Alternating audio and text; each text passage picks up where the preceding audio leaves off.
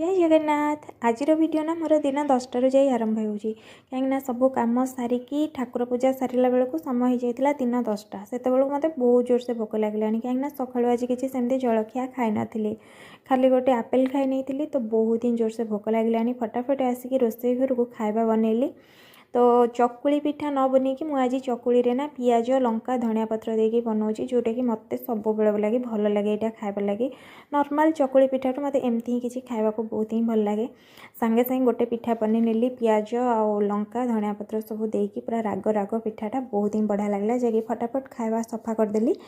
सफा करदे आसिली कौन ना रोषे घर को कहीं अलरेडी लेट हो जाइला तो फटाफट रोषे सारदबा।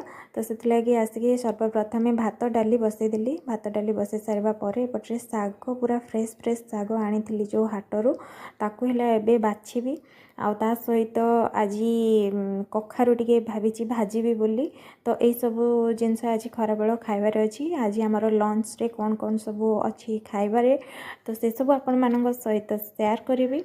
तो भात डाली ये बसचे देखिले कि मु डाली से जो फेण गोटे बाहर करनेली कहीं से डालीर से जो फेणटा ना खाइले देहपाई बहुत ही खराब होता है। तो गैस वगैरह से ही आरंभ हुए से जिनसटा आम खाइले भातर से फेणटा है कि डालीर जो फेणटा प्रथम बाहरना से सब फिंगी दबा कथा। तो प्रेसर कुकर रे बसैले खाइबा कौन हुए ना तो आम सेमती आउ से फेणटा बाहर कर पारती ना से जो डालीर। तो से लगी मुझे किसी दिन है प्रेसर कुकर रे बिल्कुल भी डाली बसुनी तो सब हांडी ही डाली बसाए आउ से फेणाटा तुरंत माने आसवा मात्रे बाहर करनी तापर जाकि तेल सॉरी जो हलदी लुण जहाँ जमी पकईकि डाली जमती हवा कथा तो बनईनी। तो से सब कथा छाड़तु। तो एपटे है मु डाली भी बघारी देली। तो डाली बघार देके ठीक कखारू टिके भाजीदेली रसुण आ पियाज देकी सोरिष जीरा देकी ना सुखिला लंका देकी ताको बढ़िया भाव में भाजीदेली जोटा कि मते बहुत ही भल लगे खाइबा लगे से कखारू भजाटा। ये किछि दिन तले सेमती भाव में मुझे भाजी से कखारू भजा और जोटा कि बहुत ही बढ़िया लगे खाइबा लगे। तो से दिन मोर यहाँ बहुत फेवरेट हो जाइए मुझे भी मार्केट जाए ना सब बेले कखारू टिके एमती पाकल वाला कखारू धरिकी आसे आटा को भाजे खाइबा लगे।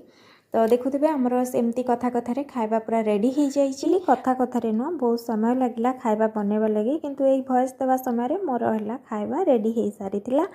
तो एबे मो खाइबा बढ़ाबड़ी करुँची कखारू भजिया शाग भजिया जोटा कि आलू बैगण बड़ी देकी भाजिली कोसला शागर भजा आला कखारू भजिया डाली भात आज खराबेल खाइबारे आमर एमती ही किसी खाइबा थिला जहाँकि बहुत ही टेस्टी थिला। Bye bye.